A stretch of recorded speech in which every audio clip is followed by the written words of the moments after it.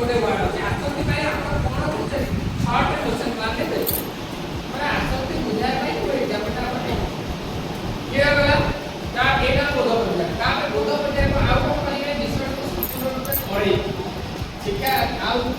शिक्षक विषय को संपूर्ण रूप से बुझ माने पिला माने धारणा बुझे धारणा सेतिरे पिला कोन करिवो बुझी पारिबो एवं धारणा को धारणा सहित धारणा संयोजन करबो